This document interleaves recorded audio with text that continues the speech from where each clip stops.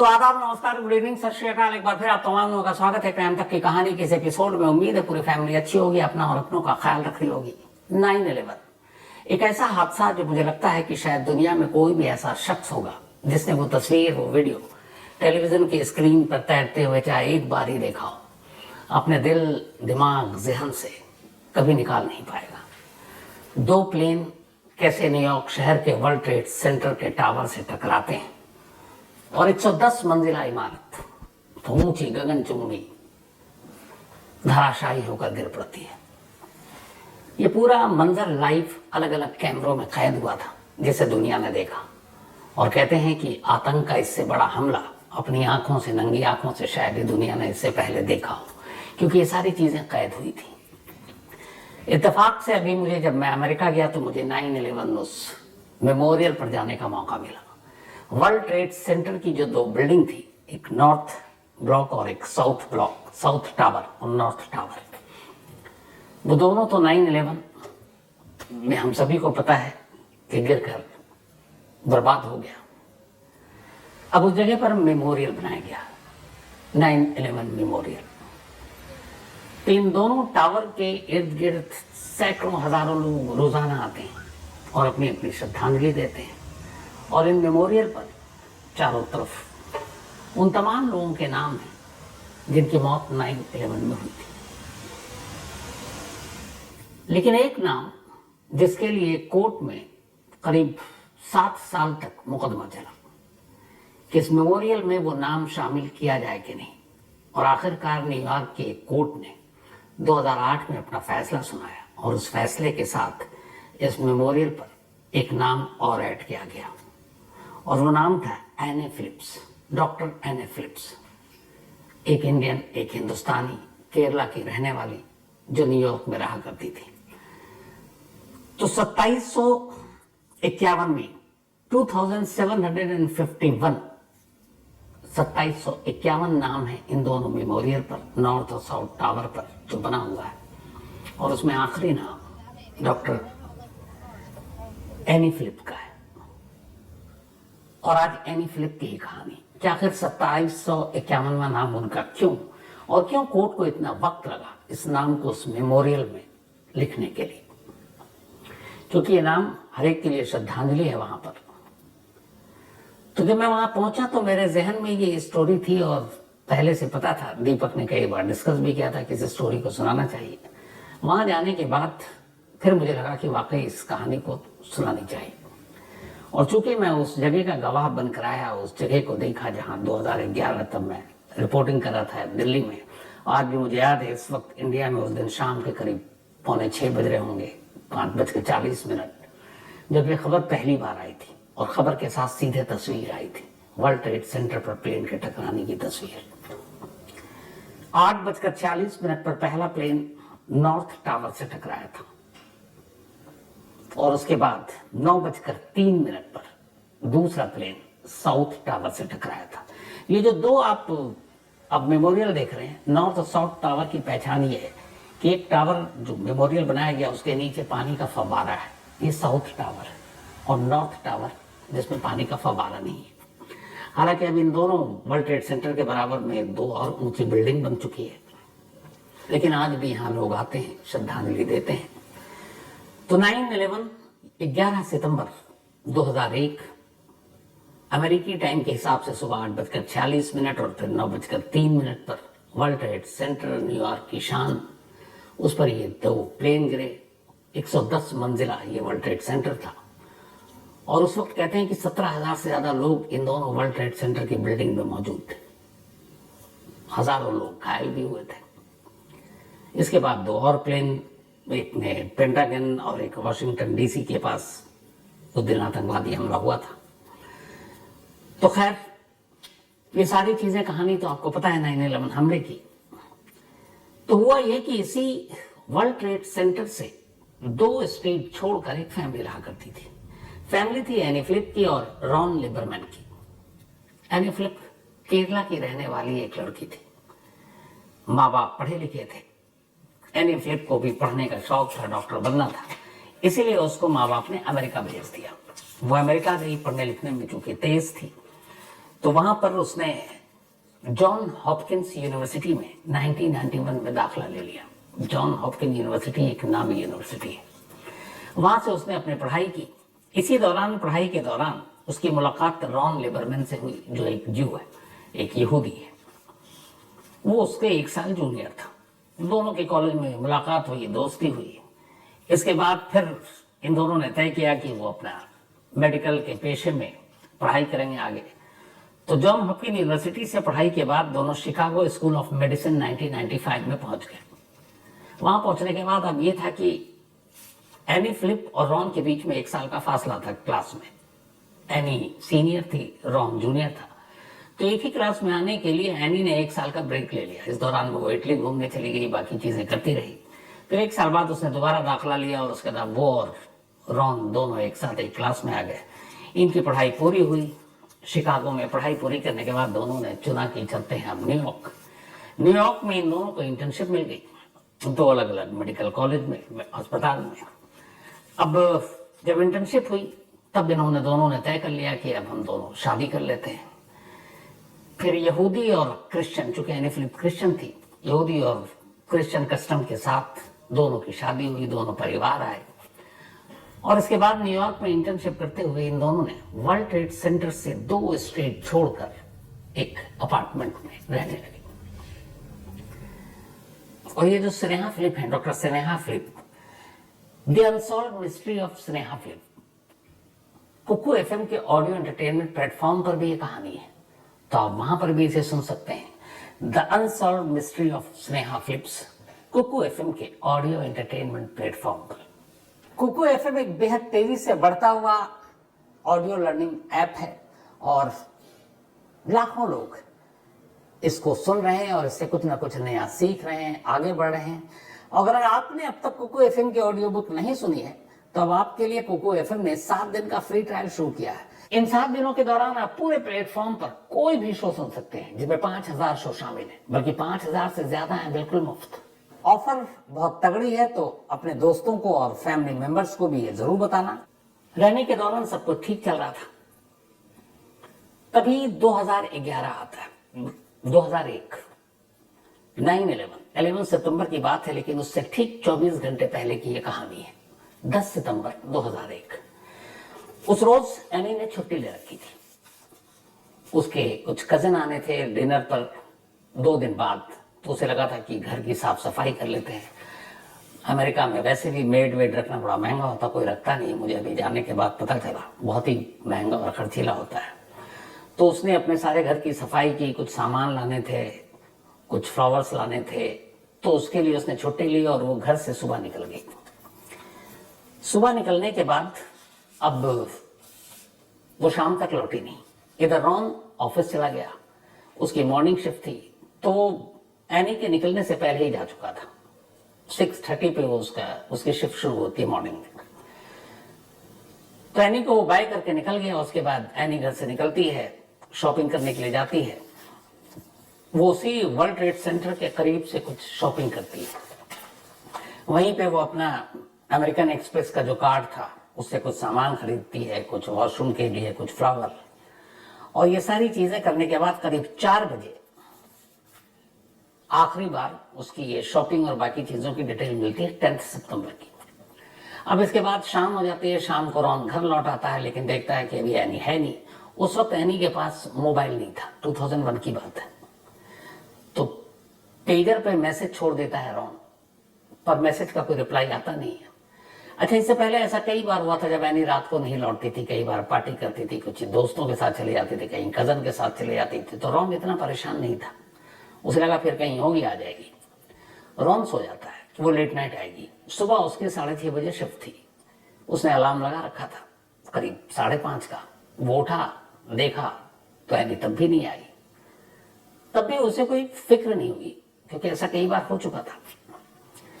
वो अपना तैयार हुआ और सुबह ठीक अपने हॉस्पिटल के लिए निकल गया। ये 11 सितंबर सुबह की बात है। 6:30 पे वो हॉस्पिटल पहुंचता है और उसके बाद अमेरिकन टाइम के हिसाब से वही करीब 9:45 थे। 9 बजे वो अपने हॉस्पिटल में था, तभी उसका एक कोलीग उसे कहता है कि टीवी पर न्यूज देखो। और जब वो टीवी पर देखते हैं तो लाइव उस वक्त रिपोर्टिंग चल रही थी, वर्ल्ड ट्रेड सेंटर पर एक प्लेन घुस चुका था पहला। वो अभी देख ही रहते तब तक दूसरी खबर आ गई हमले की, जो दूसरा टावर था उसको भी एक प्लेन टकरा चुका था। ये जो दोनों टावर में प्लेन टकराए थे, ये उस 110 मंजिला टावर था, जिसमें से 100 सेकंड 102 जो मंजिल थी वहां पर प्लेन जाकर टकराया था। कोहराम मच गया। फौरन रॉन को एनी की याद आई, उसने उसको मैसेज छोड़ा, घर पे लैंडलाइन पे फोन किया, किसी ने उठाया नहीं। उसने उसके पेरेंट्स को, उसके ब्रदर को, कजन को फोन किया, किसी ने कहा कि हमें कुछ पता नहीं। अब वो घबरा गया कि उसके घर के पास है वर्ल्ड ट्रेड सेंटर। वो फौरन वहां से भागा, लेकिन जब भागा तो वो पूरा जो वर्ल्ड ट्रेड सेंटर का इलाका है वो उसको कॉर्डन ऑफ कर दिया गया, कोई जा नहीं सकता था। दो इतनी बड़ी इमारतें गिर गई, चारों तरफ धूल धूल, यहाँ तक कि उसके गिरने के सारे उस दिन विंडो थोड़ा सा खुला छोड़कर आ गया था और उसके पूरे घर में वो धूल मिट्टी वर्ल्ड ट्रेड सेंटर की पहुंच गई थी। अब वहां गया तो सारे तरफ से नाकेबंदी, पुलिस वाले किसी को जाने नहीं दे रहे हैं। वो बता रहा है कि मेरी वाइफ, मैं परेशान हूं, वो घर नहीं लौटी है। तभी एक एम्बुलेंस गुजर रहा था, चूंकि ये खुद एक मेडिकल कॉलेज से था, एक डॉक्टर ही जैसा था, तो इसने उस एम्बुलेंस वालों को सारी बात बताई। एम्बुलेंस में बैठ गया, वहां घायल बहुत ज्यादा थे, पुलिस को भी जरूरत थी ऐसे मेडिकल के पेशे से जुड़े हुए लोगों की। तो रॉन अब 9/11 के स्पॉट पर पहुंच चुका था, जहां वर्ल्ड ट्रेड सेंटर के पास। अब वहां हर तरफ अफरा तफरी, लोगों की लाशें पड़ी हुई, कुछ जख्मी करा रहा है, मतलब मलबा, धूल, मट्टी, बहुत सारे लोग मलबे में दबे हुए हैं, चीख पुकार का आलम। अब ऐसे में वो अपनी वाइफ एनी को ढूंढ रहा है। वो इधर उधर घायलों को देखता भी, उनकी मदद भी करता, फिर एनी को ढूंढता, लाशें देख पड़ी हुई थी एक तरफ, वो लाशों को देखता। उसके दिमाग में यह था कि एनी चूंकि एक मेडिकल स्टाफ है और इसी मेडिकल के पेशे से घर करीब है, तो हो सकता है उसके जाने के बाद वो घर लौटी और ये हादसा हुआ और वो पहुंच गई वहां पर लोगों की मदद करने के लिए। अब मदद करने के लिए पहुंची तो पहले और दूसरे जो हादसा हुआ था टावर के अंदर, 8:46 पर पहला और 9:03 पर दूसरा, तो करीब करीब 15-16 मिनट का फासला था। तो हो सकता है पहले टावर के गिरने के बाद वो पहुंची हो, ये उसके मन में था। अब कहीं वो दूसरा टावर गिरा, उसमें फंस ना गई हो। तो वो धड़कते दिलों के साथ तमाम लाशें, घायलों, सबको ढूंढ रहा, बदहवास ढूंढ रहा है, लेकिन कहीं कोई फायदा नहीं। पूरा दिन 11 सितंबर निकल जाता है, एनी का कोई सुराग नहीं मिलता। अब उसकी माँ बाप, भाइयों को खबर मिलती है, वो सब आते हैं, ढूंढ रहे हैं। इधर एक एक कर लाशों को अस्पताल ले जाया जा रहा है। कुछ लाशों की शिनाख्त हुई, बहुत सारे लाशों की शिनाख्त नहीं हुई। और इत्तेफाक से फिर ये पता चलता है उसको एनी के कुछ चीजों से कि उस दिन एनी को उसमें वर्ल्ड ट्रेड सेंटर के ऊपर किसी काम से जाना था। अब ये था कि वर्ल्ड ट्रेड सेंटर के ऊपर जाना और वर्ल्ड ट्रेड सेंटर गिर चुका है, तो कहीं ऐसा तो नहीं कि वो उसी के अंदर हो उस वक्त जब हादसा हुआ। तो ये सारे ख्याल उसके मन में है, लेकिन कहीं से एनी का कोई सुराग नहीं मिल रहा। इसके बाद अगले कई दिन होते हैं मलबा समेटने में, लाशों को पहचानने में। बहुत सारी लाशें पहचानी नहीं जा सकी, उसकी हालत ऐसी नहीं थी। अब वो भटकता रहा। उसके बाद बहुत सारी हेल्पलाइन खुली। उसने डॉक्टर एनी फिलिप, अपनी वाइफ का नाम भी उसमें शामिल किया मिसिंग में। बहुत सारे लोग मिसिंग थे उस वक्त। NYPD यानी न्यूयॉर्क पुलिस डिपार्टमेंट की तरफ से जो था 10,000 से लोगों की मिसिंग रिपोर्ट आ गई थी, लेकिन कुछ बदहवास थे, कुछ बेहोश हो गए थे, कुछ घायल नहीं थे लेकिन सदमे में थे। बाद में वो लोग धीरे धीरे करके लौटने लगे, लेकिन वो 10,000 का फिगर आकर 2,500 तक पहुंच चुका था फिर भी। तो उसमें एनी फिलिप्स की मिसिंग रिपोर्ट लिखाई, लेकिन कहीं न घायलों में न लाशों में। कुछ लाशें ऐसी हैं कि जिनकी शिनाख्त नहीं, कुछ कपड़ों से, कुछ अंगूठियों से, कुछ और चीजों से शिनाख्त करने की कोशिश की जा रही है, बट एनी का कोई सुराग नहीं मिल रहा है। इधर मिसिंग रिपोर्ट लिखा दी, धीरे धीरे वक्त बीता है। 11 सितंबर के बाद अब वक्त बीतता जा रहा है। रॉन जो है वो NYPD के पास जाता है, न्यूयॉर्क पुलिस डिपार्टमेंट के पास, अपनी मिसिंग रिपोर्ट लिखाने। उस कहता है कि मेरी वाइफ का कुछ सुराग नहीं मिल रहा है, मुर्दों में भी उसका नाम नहीं है, जिंदों में भी नहीं है, घायलों में भी नहीं है, मिसिंग में कोई सुराग नहीं है। पुलिस अपनी तरफ से अब उसकी जांच करती है। जब थोड़ा सा ये मामला इधर नॉर्मल हुआ तब जांच शुरू हुई। डॉक्टर एनी फिलिप्स की पूरी रिकॉर्ड निकाली गई, तो पता चला कि एनी फिलिप्स जिस हॉस्पिटल में इंटर्नशिप कर रही थी, वहां से उसको अब इंटर्नशिप आगे कंटिन्यू करने से मना कर दिया गया था। और उसकी वजह थी एक कोलीग के साथ उसका झगड़ा हुआ, उसने उसके ऊपर एलिगेशन लगाया था छेड़खानी का। फिर ये पता चला कि एनी फिलिप कई बार ड्रिंक करके पहुंच गई थी, तो उसके खिलाफ एक उस तरह का भी एक्शन लिया गया। फिर ये था कि कई उसके ऐसे रिश्ते वो थोड़ा सा लेस्बियन की तरफ जा रहे थे, ये भी जांच में आई। तो एनवाईपीडी ने ये सारी अपनी तफ्तीश शुरू की। और इधर रॉन को न्यूयॉर्क पुलिस पर भरोसा नहीं था, उसने अपना एक डिटेक्टिव हायर किया और उस डिटेक्टिव ने भी पूरी जांच की। थोड़ा दिन बीता, जांच के बाद डिटेक्टिव ने अपनी रिपोर्ट दी। डिटेक्टिव की रिपोर्ट ये थी, कैनी रात और सुबह तक ठीक थी। 11 सितंबर को सुबह जब यह हादसा हुआ तब उसे जब खबर मिली तो वो घायलों की मदद करने के लिए वर्ल्ड ट्रेड सेंटर पर पहुंच गई। और इसी दौरान में दूसरा जो टावर था वो भी गिर गया और वो उसी की चपेट में आ गई। चपेट में आने के बाद बहुत सी लाशें ऐसी थी जो शिनाख्त के काबिल नहीं थी और शायद उन्हीं में एक एनी फिलिप्स थी। ये डिटेक्टिव की रिपोर्ट थी। उधर अब जो एनवाईपीडी है, न्यूयॉर्क पुलिस डिपार्टमेंट, उसने अपनी तफ्तीश की और उसने अपनी रिपोर्ट दी। उसने कहा कि नहीं, ये 9/11 के हमले में डॉक्टर एनी फिलिप्स की मौत नहीं हुई, क्योंकि ऐसा कोई सबूत नहीं है कि ये 9/11 की सुबह मौके वारदात पर मौजूद थी। जो 10 सितंबर की पूरी उसकी चीजें थी, वो घर नहीं पहुंची, कहां कहां गई, फिर उसके जो सारे हॉस्पिटल के रिकॉर्ड्स, इंटर्नशिप कंटिन्यू न करने की रिपोर्ट, साथ ही कुलीग के साथ झगड़ा करना। तो एनवाईपीडी को यह शक था कि एनी फिलिप्स इन तमाम चीजों से परेशान थी और शायद अब वो एक नई जिंदगी शुरू करना चाहती थी और इन सब चीजों से दूर, सबको अंधेरे में रखकर वो कहीं किसी नए नाम के साथ जीना चाहती थी और इसीलिए वो चुपचाप से गायब हो गई। शायद कहीं और वो नए नाम से अपनी नई जिंदगी शुरू करेगी, इसलिए अपने पति, घर, रिश्तेदार, दफ्तर सबको छोड़ दिया उसने। लेकिन इस रिपोर्ट में किया था कि कोई ऐसी नई जिंदगी शुरू करता है तो कुछ चीजें तो, पैसे, बाकी चीजें तो अकाउंट से अपने निकालेगा, नए सफर पर जाएगा तो बहुत सारी जरूरतें। ऐसा कुछ नहीं किया था एनी फिलिप्स ने, यहां तक कि उसके डॉक्यूमेंट सारे घर पे ही थे। लेकिन एनवाईपीडी ने यही रिपोर्ट वहां की कोर्ट में सबमिट कर दी। अब जब ये कोर्ट में सबमिट की तो 29 जुलाई 2006 वहां की लोकल कोर्ट ने अपना फैसला सुनाया और उस फैसले में 5 जजों की बेंच थी। उन्होंने कहा कि जो एनवाईपीडी की फाइंडिंग्स हैं, जो रिपोर्ट है, उसके हिसाब से साफ पता चलता है कि आखिरी बार 10 सितंबर 2001 को डॉक्टर एनी फिलिप्स को देखा गया था और जो उसके सारे ये रिकॉर्ड्स हैं कि इनडिसिप्लिन, शराब पीकर हॉस्पिटल जाना, लेस्बियन वाले कुछ रिश्ते, कुलीग के साथ झगड़ा, फिर उसकी वजह से एक नाइट उसको जेल में भी रहना पड़ा था एक बार इसी झगड़े के लिए। तो इन सारी चीजों के बाद एनी फिलिप्स शायद एक नई जिंदगी, एक नए नाम, नए पहचान के साथ शुरू करना चाहती थी और इसलिए उसने खुद को गायब कर लिया। तो एनवाईपीडी की इसी फाइंडिंग्स को कोर्ट की 5 जजों की बेंच ने माना और 29 जून 2006 को, यानी 9/11 की 5 साल के बाद, अपना फैसला सुनाया और कहा कि डॉक्टर एनी फिलिप्स की मौत की तारीख 11 सितंबर 2001 नहीं बल्कि 10 सितंबर 2001 मानी जाए, यानी वो 9/11 की विक्टिम नहीं मानी जाएगी। अब 9/11 के विक्टिम के लिए बहुत सारे अमेरिका में फैसिलिटी, सहूलियत, पैसे, मुआवजे भी थे, लेकिन अब कोर्ट ने कह दिया कि नहीं, एनी फिलिप्स की जो डेथ सर्टिफिकेट होगी या मौत की तारीख मानी जाएगी वो 10 सितंबर मानी जाएगी, 11 नहीं। अब ये झटका था एनी फिलिप्स की फैमिली के लिए, रॉन के लिए। इस फैसले के खिलाफ उन्होंने अपील कोर्ट में अपील की, उससे ऊपरी अदालत में, और फिर उन्होंने सारी चीजें बताई।